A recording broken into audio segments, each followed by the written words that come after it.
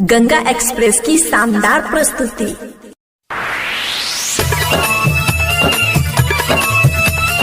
अभी आप सुन रहे हैं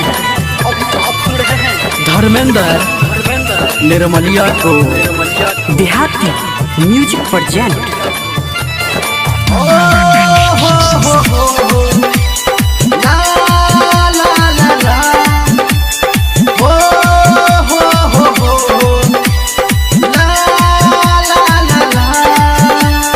माँ गायत्री रिकॉर्डिंग स्टूडियो। साथ तू छोड़बे हमर पगली पहले बता देते, पहले बता देते। साथ तू छोड़बे हमर पगली पहले बता देते। ओढ़नी से अपना जान के फांसी लगा देते। ओढ़नी से अपना जान के फांसी लगा देते। साथ तू छोड़बे हमर पगली पहले बता देते। ओढ़नी से अपना जान के फांसी लगा देते। ओढ़नी से अपना जान के फांसी लगा देते।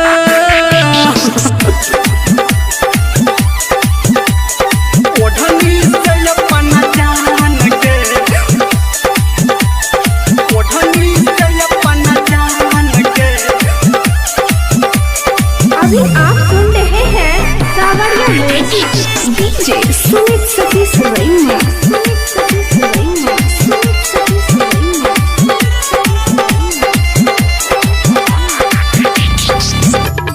के बदनाम सगरो छोड़ला तू हाथ गे।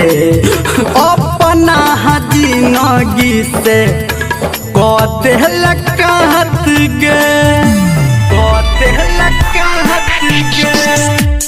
के बदनाम सगरो छोड़ला तू हाथ गे।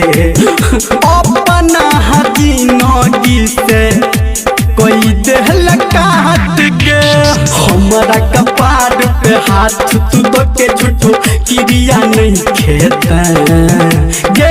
हमारा कपार पे हाथ तू तो के क्रिया नहीं खेते। ओढ़नी से अपना जान के फांसी लगा देते। ओढ़नी से अपना जान के फांसी लगा देते।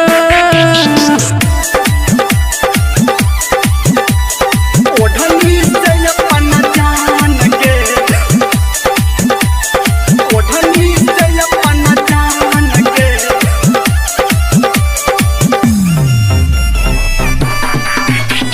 डीजे सुमित सतीश रैना।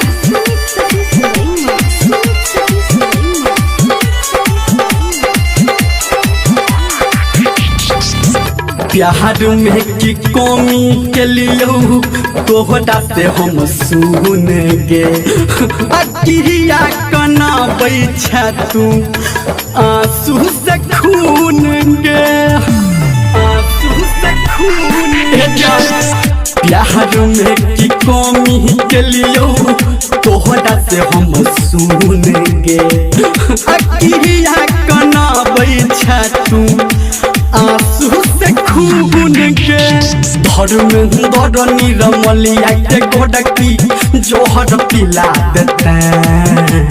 डीजे संजय गौतम के तू जोहर पिला देते। ओढ़नी से अपना जान के फांसी लगा देते। ओढ़नी से अपना जान के फांसी लगा देते।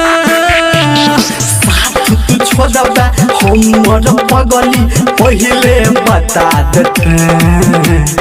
ओढ़नी से अपना जान के फांसी लगा देते।